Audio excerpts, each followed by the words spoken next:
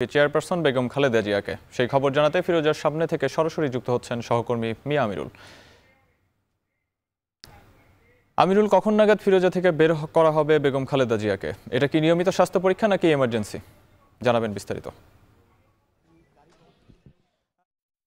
এই মাত্রই কিন্তু বিএনপি চেয়ারপারসন বেগম খালেদা জিয়াকে রাজধানীর যে বাসভবনটি রয়েছে তার ফিরোজা, সেখান থেকে বের করা হয়েছে এবং এখানটায় তার যে ব্যক্তিগত চিকিৎসক সেই সাথে বিএনপির স্থায়ী কমিটির সদস্য তিনি কিন্তু রয়েছেন এখানটা। আপনাকে যদি আমি একটু দেখানোর চেষ্টা করি, আপনি হয়তো বা লক্ষ্য করছেন যে এখানটায় দলের কিছু নেতাকর্মীরা রয়েছে এবং এখানটায় আপনি জেনে থাকবেন যে বিএনপি চেয়ারপারসন যেহেতু বলা চলে তার ৮০ বছর প্রায় হতে চললো, এরই মধ্যে কিন্তু নানা রোগে তিনি ভুগছিলেন। এর আগে দেশের বাহিরেও তিনি চিকিৎসা নিয়েছিলেন। তো বলা চলে বাংলাদেশে তার যে তিনি এসেছিলেন মে মাসের শুরুর দিকে, এর পরবর্তীতে কিন্তু তিনি বারে বারে তার যে স্বাস্থ্য পরীক্ষা তিনি সেটা করছিলেন এবং আজকে দ্বিতীয় দিনের মতো তিনি স্বাস্থ্য পরীক্ষার জন্য এভারকেয়ার হসপিটাল থেকে যাচ্ছেন।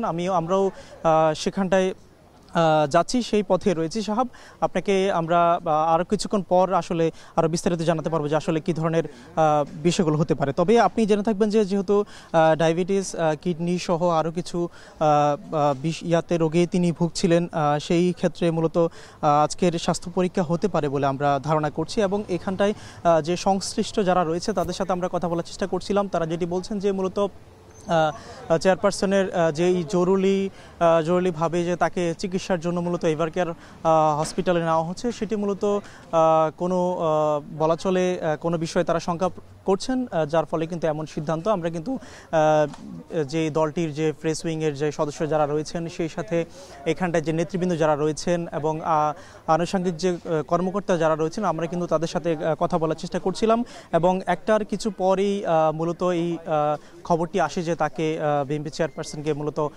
চিকিৎসার জন্য হসপিটালে নেওয়া হচ্ছে। তো চিকিৎসা বলতে এখানটায় প্রাথমিক পর্যায়ের কিছু তাকে পরীক্ষা নিরীক্ষা করা হতে পারে এবং তারপরেই মূলত জানা যাবে যে আসলে কী ধরনের সমস্যায় তিনি ভুগছেন। আমরা কিন্তু এখানটায় তার যে ব্যক্তিগত চিকিৎসক রয়েছেন, আমরা কিন্তু তাকেও দেখতে পেয়েছিলাম।